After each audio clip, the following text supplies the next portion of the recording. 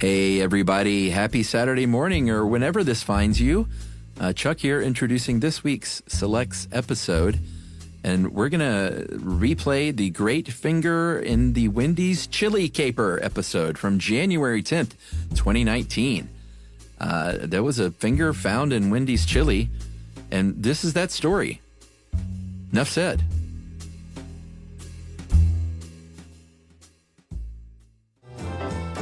Welcome to Stuff You Should Know, a production of iHeartRadio.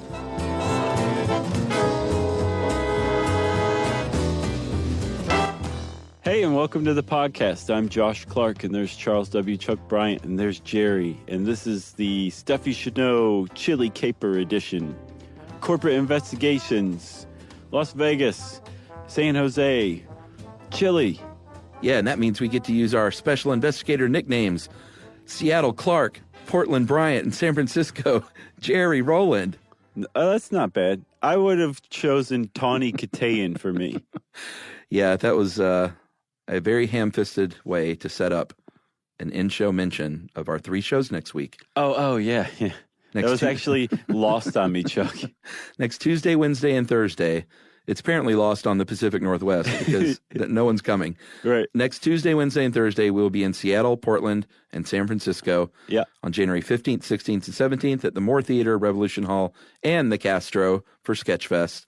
And you have a End of the World Live Friday night in San Francisco. Mm-hmm. And I have a Movie Crush Live on Saturday afternoon in San Francisco. I also have a Brooklyn End of the World one, too, on the 24th, just FYI. Hey, let's not get carried away here. Okay, all right. But those are the shows we have coming up, everyone. So come on out. There's still great tickets left at all 3 of these venues, and all 5, probably. I'm not sold out for Movie Crush. No, I'm not either. No. So, and especially those End of the World and Movie Crush shows are your best chance to hang out and talk to us personally because they're more intimate venues. Like I wear a negligee. Well, Busy Phillips is there, so I'm going to have on my dinner jacket. Oh, very nice. Trying to impress her with my tuxedo look, right. which is not impressive. Tuxedo and jeans is it's a look. So get all the information at sysklive.com, or for the Sketchfest shows, just go to the SF Sketchfest site and come out and support us, everyone, and shake our hand, pat us on the back, or spit on our shoes. Don't do that. Don't do that. Spit between our shoes. Just make it close, you know? Yeah, if you really hate us, spit between our shoes. There you go. Yeah, that's going to end up on a T-shirt, I have a feeling. All right, let's talk about chili fingers. All right, so back in 2005, actually, let's get in the Wayback Machine and go watch this thing go down. Wayback Machine just for this short distance? Yeah. I mean, it's not like we can walk to 2005.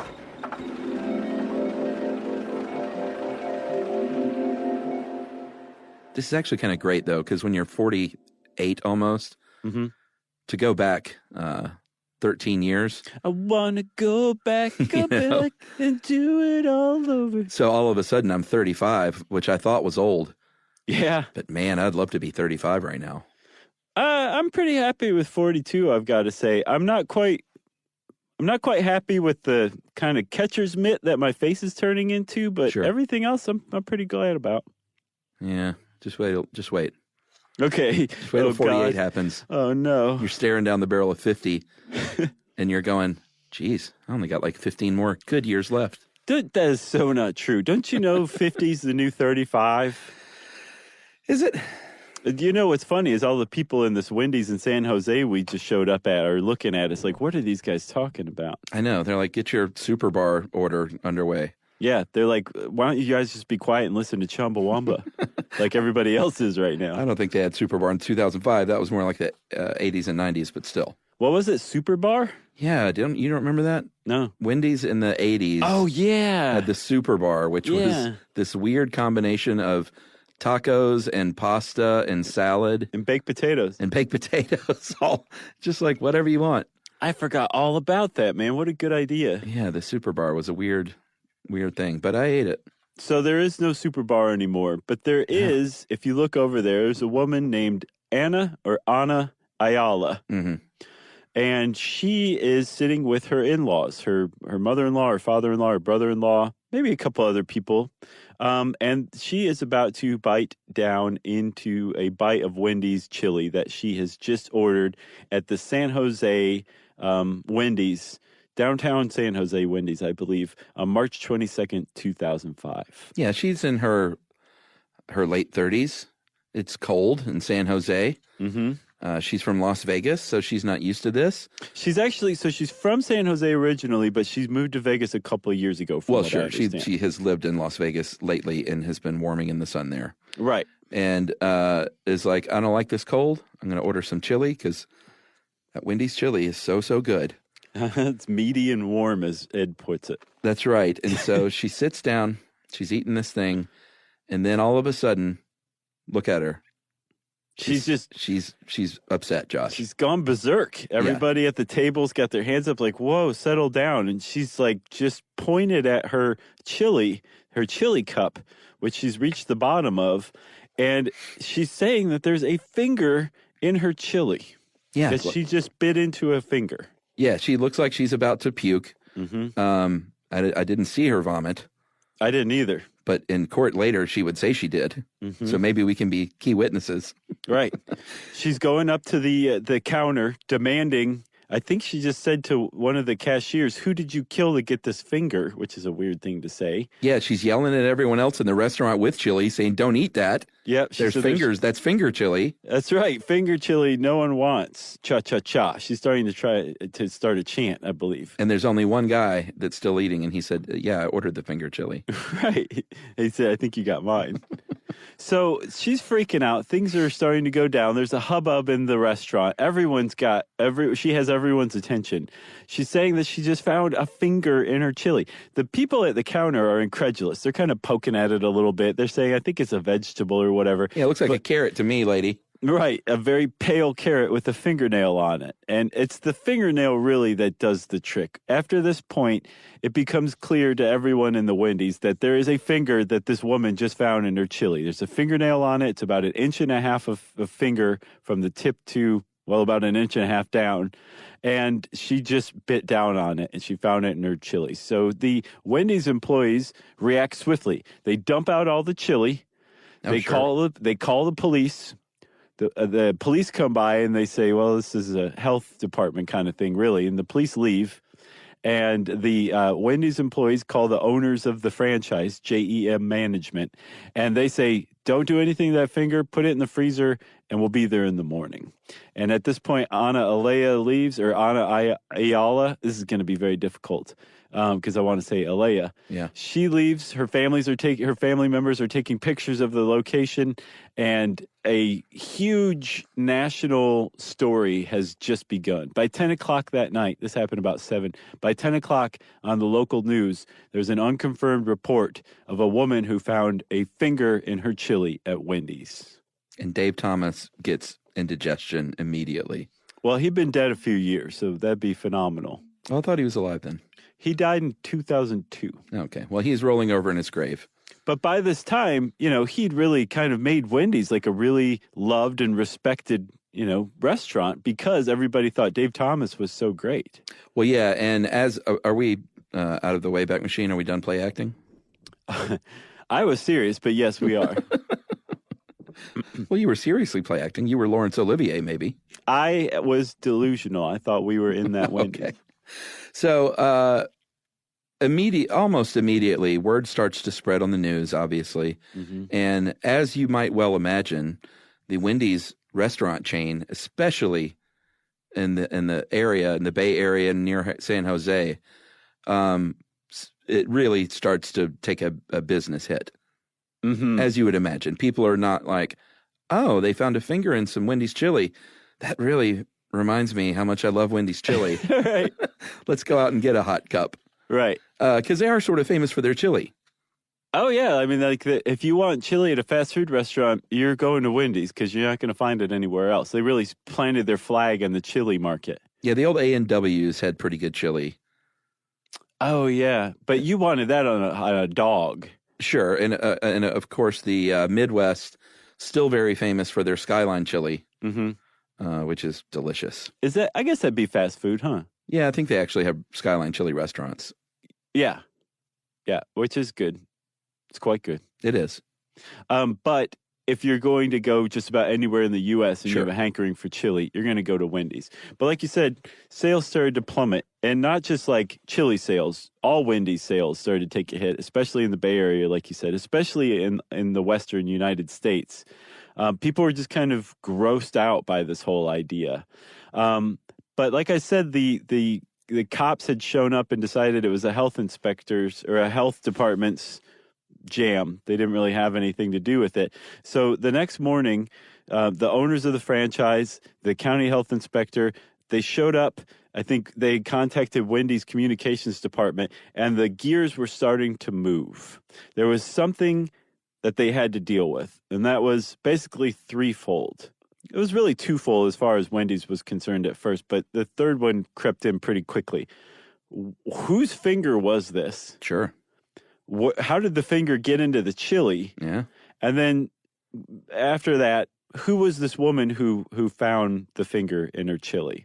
And so Wendy's really started to focus on the first two because one thing the way that this whole thing played out, the cops were very hands-off at first. They felt this was a health department issue, a public health issue, and not a police issue, and basically said, you need to go figure this out yourself, Wendy's.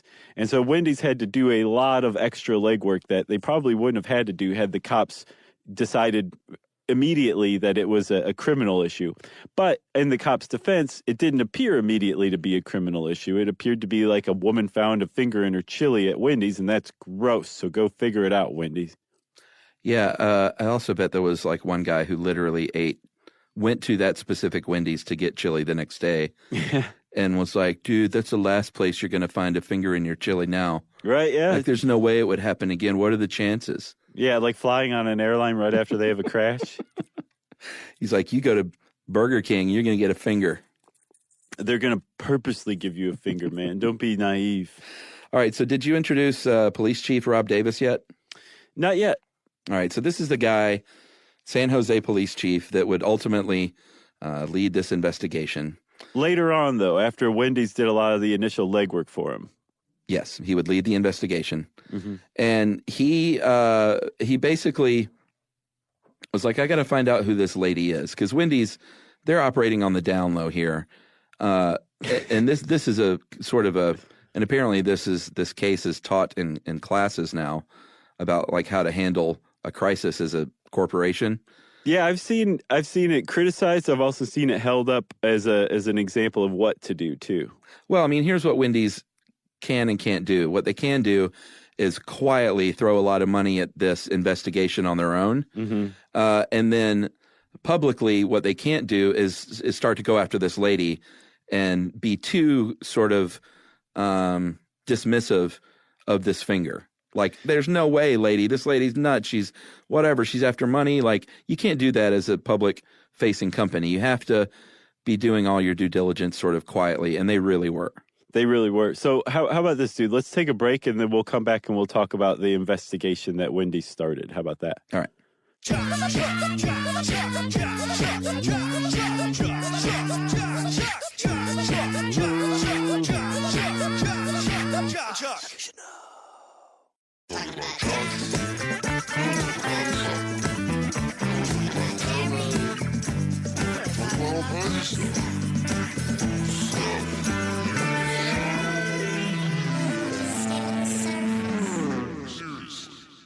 All right, Chuck. So, like you said, Wendy's can't just be like, that lady's a liar. There's no way that's our finger. They had to basically operate in the background. They couldn't appear like they were obstructing the police investigation. They couldn't appear like they were smearing Ana Ayala, especially because the early reports were very sympathetic to this woman, too. Everybody was very grossed out by this. Sure. But at the same time, they had to deal with this issue, and they had to get to the bottom of whose finger this was and where the finger came from. Yeah, and so the obvious first place to start is the restaurant itself. The employees there the very obvious first place to start is to see if anyone was missing a finger. Sure, and that's what they did. They said, "Show us your hands." Yeah, everyone looked at everyone's fingers. They were all there, and they went, "All right, so far so good." They would eventually put everyone on staff through a polygraph test, which they all passed.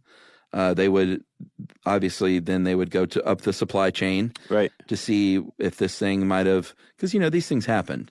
Yeah, rarely they do though. Well, I found 5 other cases of fingers in fast food that were legitimate. Oh yeah. Oh wow. So it happens up Wow. the supply chain. There can be an industrial accident that leaves a finger in a bag of lettuce greens or something, and that might eventually find its way to a Wendy's super bar. Oh my God. It doesn't happen much. Uh-huh. I wouldn't be too freaked out. I'm still freaked out. We'll go over those at the end. Okay. But they're going up the supply chain. They're really doing their due diligence. They can't find. They offer a reward at first of $50,000, later $100,000. Well, they set up a hotline for tips. But they're basically, as time is going on, becoming more and more confident that they did not have a finger in that chili. Right. By their own fault. They traced the chili ingredients to 7 different suppliers, and they got documentation from all 7 suppliers that nobody at their companies had suffered any kind of finger injury at any recent time. And also, like you said, no one at the store, no one at any of the nearby stores had suffered any finger injury, let alone an amputation.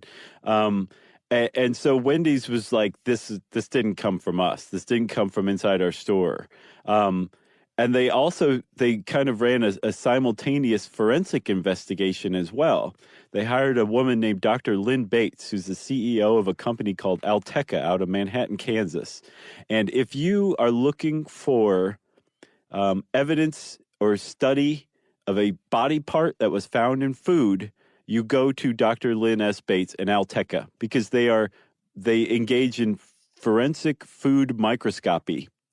That's what they do. That's their bread and butter is studying body parts found in food, and she'd been doing it since 1986. So Wendy's went to her and said, "Here is a piece of this finger. Was this finger cooked in this chili?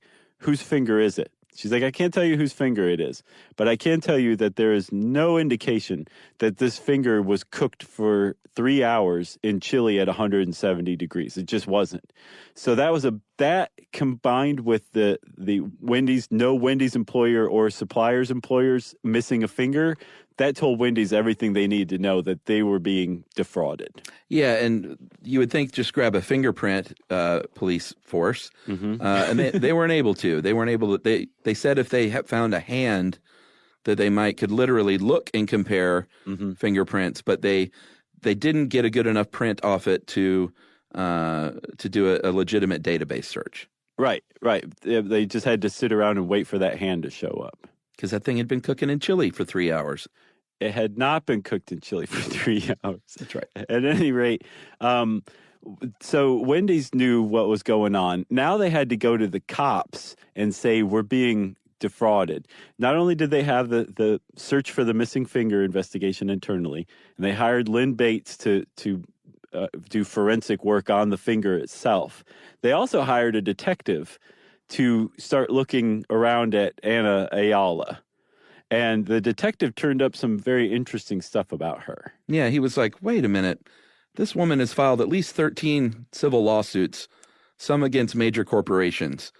And he probably could have stopped there. And Wendy's would have just been like, Dave Thomas from the grave would have said, "See there? She's no good." That's a good Dave Thomas impression. So although I think he would have said, like, she should still get the benefit of the doubt. I don't know, man. When someone is this has a pattern of litigious behaviors like this. Well, maybe he finished with "prove me wrong." There were a couple of notable ones that it's sort of frustratingly hard to find information. She claimed that she won a $30,000 settlement from El Pollo Loco for medical bills from her daughter getting sick from salmonella. El Pollo Loco has always been on record saying, "Never happened. We did not give that lady a dime." Right. She sued GM because the front wheel of her car came off and there was an accident. And that suit was dismissed with prejudice when she fired her lawyer, was a no-show in court. Oh, is that what that means? No. With prejudice means you can't bring it back. Oh, okay. So she can't say, well, I didn't show up and my lawyer was bad, so let's do this again. Okay, I got you. So basically, it was dead in the water. So she sued a former employer for sexual harassment. I'm not even going to comment on that one because I have no idea. That could very well have been legitimate. That one struck me as possibly legitimate, but she dropped it. Right. She lawyered up immediately with the chili finger, and everything made Chief Rob Davis very suspicious. Mm-hmm. And then this guy that lived with her family named Ken Bono, or Bono. What would you say, Bono? I've been saying Bono. It hasn't even occurred to me it could be Bono. Ken Bono? Maybe he's related to Bono. Ken Bono, because the cops are starting to ask questions at this point. They do official investigations. They search her house. Mm-hmm. She claims that they held a gun to her head, ransacked her home, and abused her daughter, which is quite a charge for a finger chili house investigation. There's a picture of her and her daughter in the driveway talking to a reporter, and her daughter's got her arm in a sling, but the kind of sling you just go buy at the drugstore. Yeah. So this was a guy who Bono lived with their family, and when he's being investigated by the cops, he said that this finger came from our aunt, our deceased aunt. It's her finger. Right, which is a weird thing to say, especially because Anna Ayala said, all of my aunts are alive. I don't know what this guy's talking about, even though he lives in my house. Yeah, what was he? Was he trying to get money? I don't know. That's the part I can't figure out. I couldn't find much on that guy.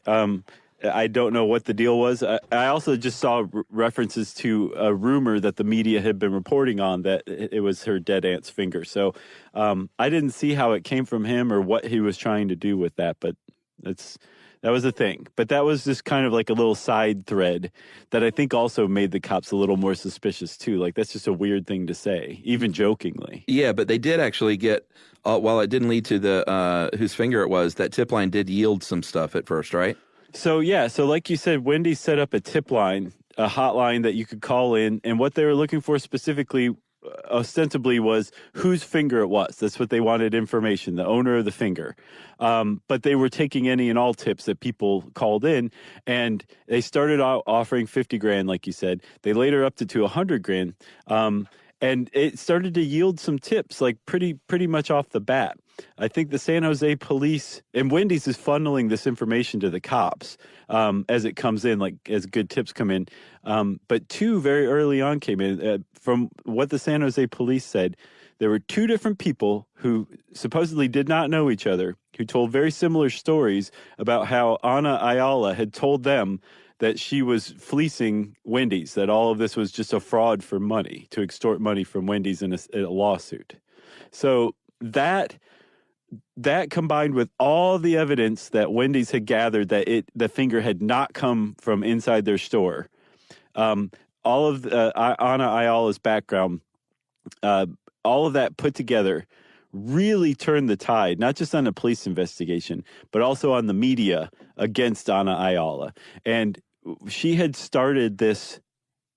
created a huge media circus around this issue. She went on Good Morning America, and I could not find it. I think Good Morning America just took the video down. They probably just burned it. Because she just went on and lied through her teeth about what had happened, and just pointed at Wendy's and said, these guys screwed up, and this is the most disgusting thing that could happen to somebody, and I'm torn up inside about it, and they should pay. On national news about a week after the incident. Yeah, so like you said, this is all playing out pretty quickly. It's all over the news. It's all over late night talk show comedy. Mm-hmm. Just bad joke after bad joke coming out of Jay Leno's mouth. I won't even repeat the one that Ed included. I like the Letterman one. Did you see Letterman's? What was his? He said that she'd been spotted going back at Wendy's and ordering chili again because she was going back to collect all 5. See, that's good. Yeah, you got to give it up for Letterman. What was Leno's? Something about him. They don't. The chili now comes with fingernail clippers. The side of fingernail clippers. And that really just encapsulates the difference between those two men. It does.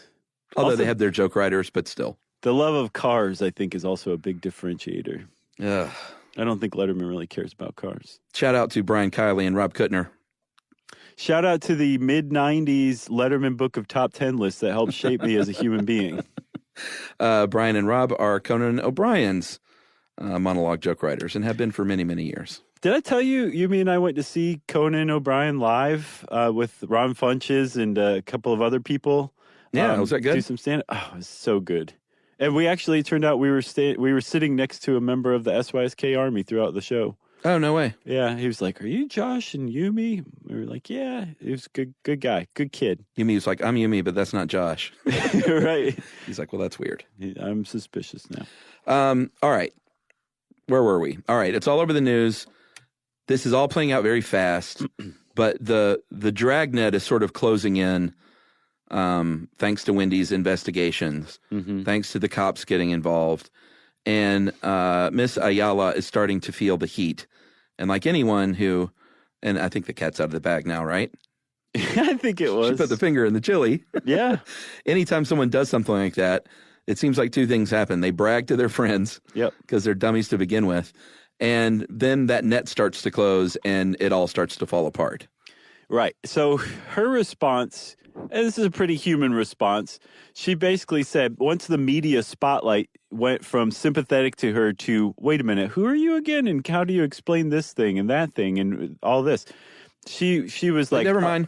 Yeah, that's basically what she said. She said, I can't handle this media spotlight or anything anymore, so I'm just going to drop my lawsuit against Wendy's and we'll just forget all about this. Yeah. And Wendy's said, no, we're not going to just forget all about this. No, of course not. Let's take a break, shall we? Yeah. We're going to take a break.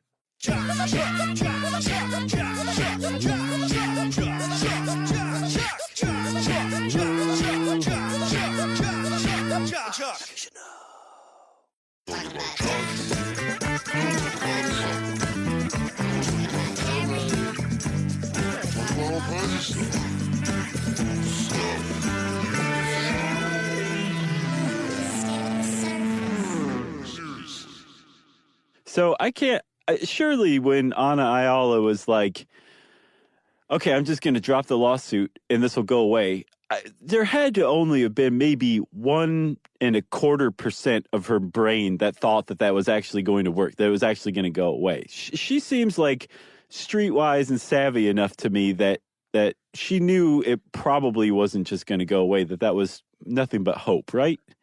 I guess. I'm curious about that. Yeah, I don't know, man. But like the more that they poke into her private life, then you learn that she and her husband, James Placencia, had, there was and this one's hard to get information on too. From what I can tell is they sold a trailer park trailer that did not belong to them. Yes, for $11,000. She did specifically. I don't know that he was involved. He may have even owned the trailer, but regardless, she did not own the trailer, sold it to a woman for $11,000, and later on the woman and her children were evicted from the trailer that they thought they owned that they didn't own. Yes. They also learned that her husband, I guess from a previous marriage, owed a lot of money in child support. And so things are starting to fall into place to where they're like, this lady is always making up stories and suing companies. She's always looking for that get-rich angle. Her husband owes a ton of money. $400K. And so this is all they're starting to finger her, if you will, for this crime. It's the worst pun ever. I thought we were going to make it through this, but no. I've even been saying tip line about the finger and just ignoring it. I know you did. But okay, all right, it's done. It's out there. So they finally, like you said, even though she was like, oh, let's just forget about it. They're like, no, we can't do that. And then there enters a lady that just kind of, and it didn't end up having the hugest impact on the case itself, but it is worth mentioning, this woman named Sandy Allman. This is a little strange. So this is a woman who owned exotic cats. Big cats. Leopards, jaguars, tigers, I think. Is that how we're saying jaguars now? Jaguar? Yeah. Wow. That's how the Brit says it on the commercial. Is it a year-end sales event up in here? Yeah, the Jaguar X12. So this lady owns these big cats. This is not too far from Vegas, where she lives, in Pahrump, Nevada, I guess. Or is it on the California side, do you know? I think it's Nevada. Okay. I don't know, actually, now that you mention it. And she eventually, I guess, has to get rid of these cats and calls in a rescue group that does things like this. Mm-hmm. They're like, we're a wild animal orphanage, and you're a dum-dum who bought all these animals you shouldn't have had. Mm-hmm. So now we will deal with it. And during this transfer of animals, she's attacked by a spotted leopard, and it bites off her finger. Yes. And she comes forward and says, I think that is my finger. No. I think actually a person who was at the wildlife rescue at the time was the one who called the tip line with that one. Oh, I thought because she wanted to take a DNA test and everything. Oh, I didn't see that. Okay. All right. Cool. So she's the one who called and said, that's my finger? Well, I don't know if she literally picked up the phone and called, but she got involved such that she wanted to take a DNA test to find out if that was her finger. Gotcha. Okay, cool. Well, yeah, because she had said that the last time she'd seen it, it was on ice in the emergency room. So I guess she wasn't the sentimental type who's like, I want my finger back. Would you? Oh, yeah. Float it in some formaldehyde? Yumi would probably have that thing gilded and wear it around her neck. Oh. Yeah. I'd be like, that's my finger on Yumi's neck. Check it out. But so the whole thing was just a red herring, though, a blind alley, right? Like it went nowhere. No, it was not her finger. No. There were some other tips that came in about the finger. The Mexican authorities, I guess, just over the border got involved because it was rumored that an incident with a ranch hand losing a finger in Mexico had been the source of the finger. Even as Ana Ayala, who, by the way, that whole tip about the trailer sale, the trailer scam, that came in from Wendy's hotline as well. Oh, really? Mm-hmm. By this time, I believe it was day 22. No, I'm sorry. It was day 32, I believe. About a month after the incident originally happened. Ana Ayala and Jamie Plasencia, her husband, were both arrested in Las Vegas. Him for the child support payments, failure to pay child support. Her for that trailer scam. And so while they're on ice in Las Vegas, Wendy's is still conducting this investigation. San Jose are still conducting this investigation. And they've got them. They have them on this other stuff. But I guess they just kind of kept him from running, and that's why they arrested him, knowing that they were eventually going to build the case. I'm not sure, but that's exactly what happened, because I think about 52 days after she walked into that Wendy's and put the finger in the chili and took that bite, they charged them for grand theft for basically defrauding Wendy's. Yeah, and at this point, as far as the police were concerned, they're like, we don't even need to know whose finger this is at this point. Right. Like that's really immaterial. But Wendy's, they still have a public relations crisis going on. Mm-hmm. And they're like, we really would like to find out where this finger came from. Just so like as many facts out there as possible will really help us restore our good name. Right. If we can actually pinpoint whose finger this is and exactly how this happened and let everybody know what went on. Yeah. So they actually, that's when they up the reward from $50,000 to $100,000, right? That's right. And that's when they hit the jackpot, which is ironically, they got two callers on the $100,000 line. Go ahead, caller. You're on the $100,000 chili finger line. Right. And then for the next 30 seconds, like, hello, am I on? Can you hear me? Yes, you're on. You're on. Go ahead, caller. Go ahead, caller. Am I live right now? So they call the two people called. One to this day, as far as I can tell, has remained anonymous. The other one was a guy named Mike Casey. And Mike Casey owned a company called Lamb Asphalt out of Las Vegas, Nevada. And he happened to be the employer of Jamie Plasencia. That's right. And he said, it's weird because you arrested one of my employees, one of my longtime employees, for this scam. And I also have another employee named Brian Rossiter who lost a finger not too long ago. And I think they might be connected. I think that might be Brian Rossiter's finger. Yeah. And that's how the whole thing finally came crashing down, because they got a hold of Brian Rossiter. They gave him a DNA test. They matched it to the DNA taken from the finger, and they said it's Brian Rossiter's finger. Brian Rossiter worked with Jamie Plasencia. Jamie Plasencia was married to Ana Ayala. Ana Ayala found a finger in her chili. Ipso facto, something's rotten in Denmark, and that's how it stands. Yeah, and it's even a little weirder when you find out the details. So Brian is at work. Someone slams the tailgate of the truck on his hand, cuts an 1.5 inches off of his finger. Can you imagine? No, dude. No. Cuts off his finger. And it's funny, too, because Ed points out, instead of like driving to the hospital, which is what any normal person would have done, he had owed Plasencia some money. Plasencia, and this is a man, a husband of a woman who, and it seems like they're both always looking to scam somebody. They're looking for the angle. He sees this finger and he goes, "Hey, you owe me money." Some people say it was $50. We don't know for sure. I saw 100 almost everywhere. Okay, so let's say it's 100. Okay. He's like, "You give me that finger and we'll just call it square. And not only that, my friend, but if you ever hear about this finger in the news, keep it quiet, and I will give you $250,000 at some point in the future." Yep. That's what they call the carrot and the other carrot. Yeah. So he said, just drip some blood on this roof shingle, and that will be our contract. Right.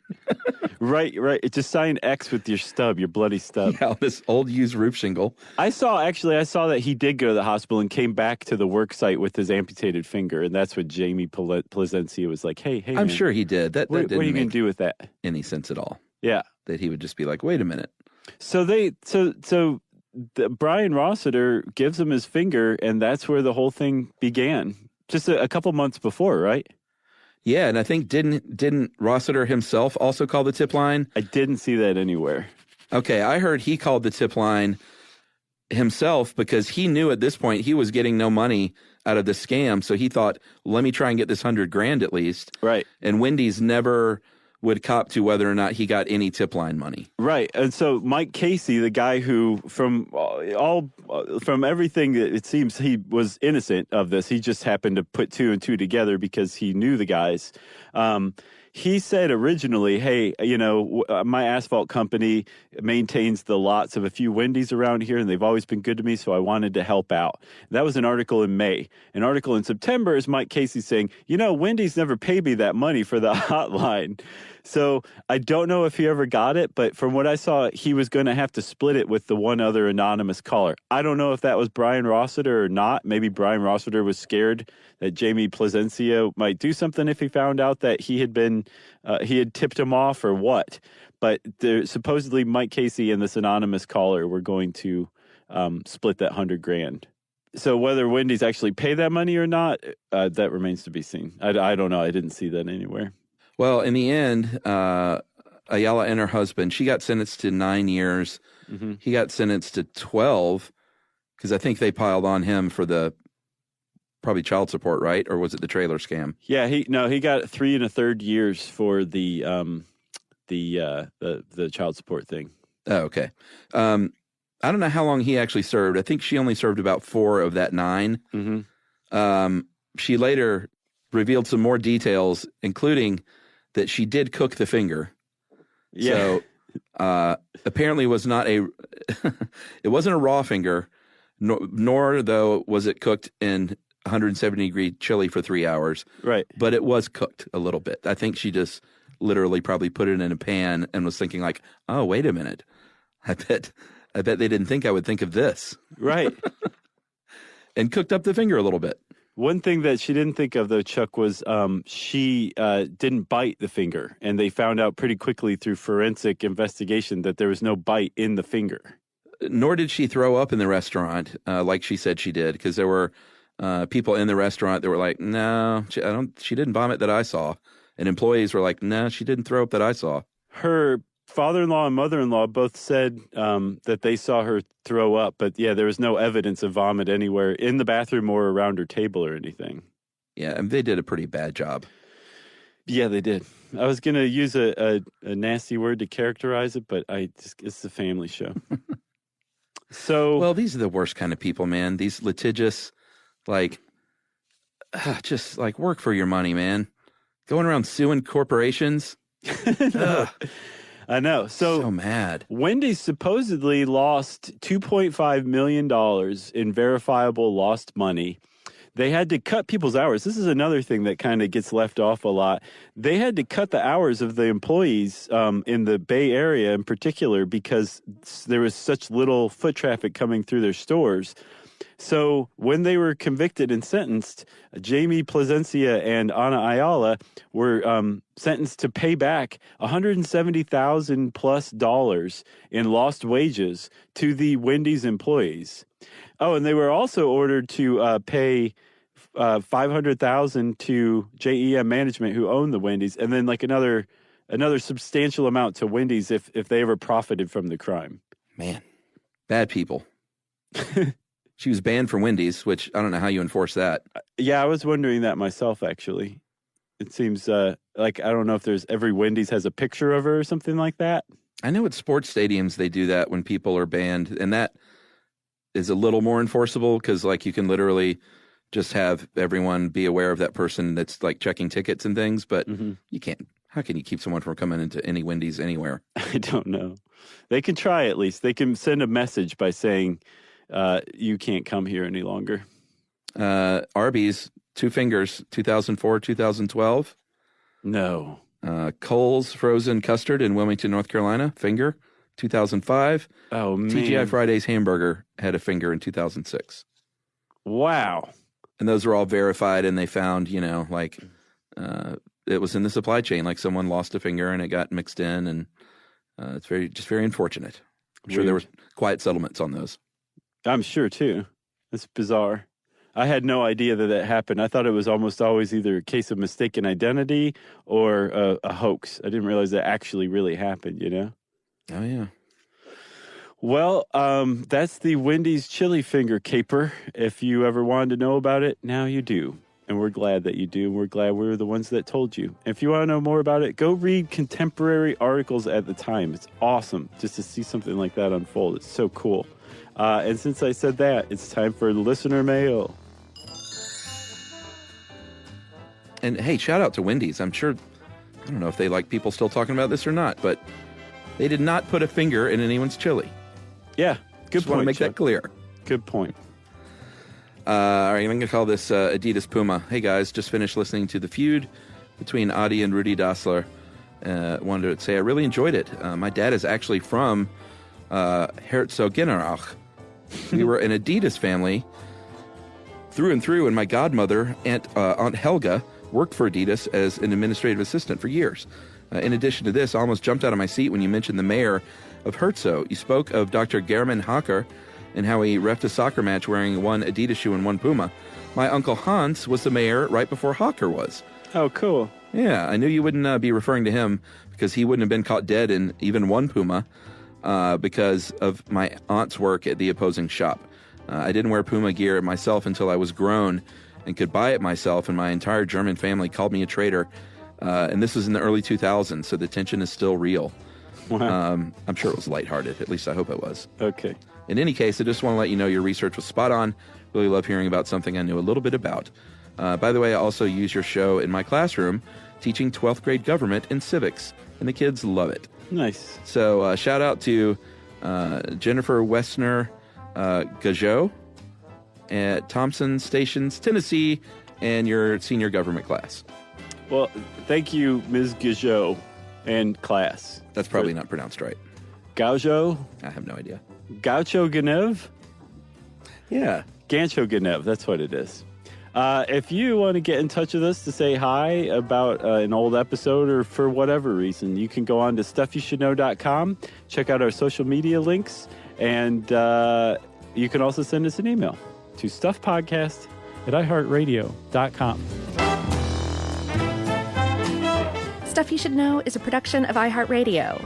For more podcasts from iHeartRadio, visit the iHeartRadio app, Apple Podcasts, or wherever you listen to your favorite shows.